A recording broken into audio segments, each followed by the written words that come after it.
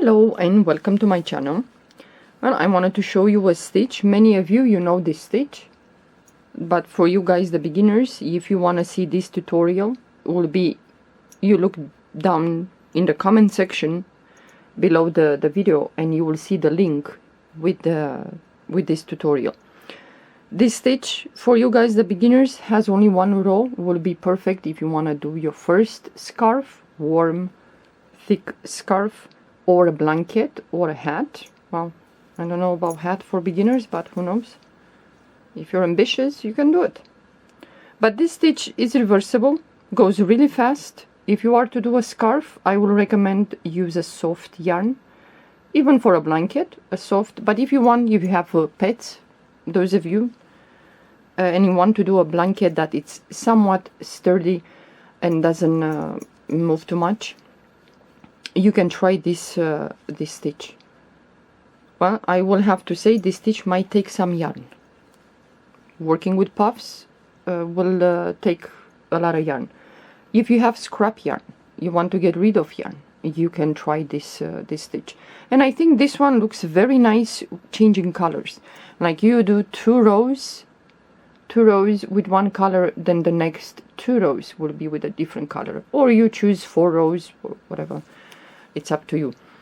Or variegated yarn, I think it's best. Variegated or changing colors. You can do it one plain color like this one, just pink or different color. The sides are quite nice for a scarf, even for a blanket, if you don't mind. But if you like to work this as a scarf, I will suggest you work when you chain and you start to work the scarf, the first row. You're gonna have to work through the bump, and this way you will have the stitches right here, and you will know if you are to attach a border how many you should skip, where you should start the stitch, or attaching tassels for a scarf. But this for beginners, it's amazing, and it goes so fast. To do a headband, for example, for a beginner, or a scarf, or even a baby blanket. But for blankets and scarves, like I said, use a soft yarn.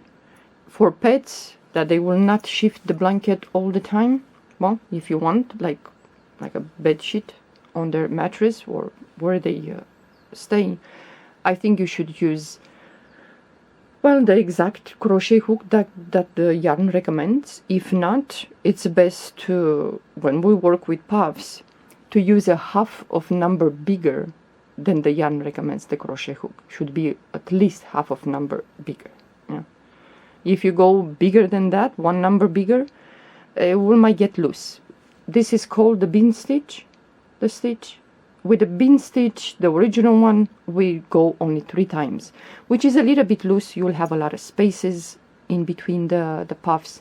So if you want one that it's quite compact, then use a bigger crochet hook, but you will go maybe 4 times or 5 times through the stitch to create the puff. Yeah. And for beginners, I will have to say, many of you don't want to try the puffs because it's intimidating. The tension, it's important how you work a puff, because if you pick up a loop and it's looser and the next one it's tighter, then you will see in here the one that it's loose will just stick out. Yeah. So for beginners, I will suggest practice with the tension when you work with the puff. Yeah? But I hope some of you will give a try to this stitch and create something. Yeah. Yeah, it's very easy and it goes really fast. For a scarf, in less than 3-4 hours, you are done. And it's so warm and it's so soft and it's quite thick. Yeah. For a throw, for a lap blanket, for a baby blanket.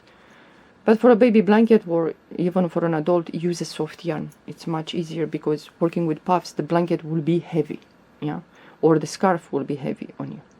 Well, I hope you give a try to this stitch and enjoy working with this one. Thank you for watching. Bye bye.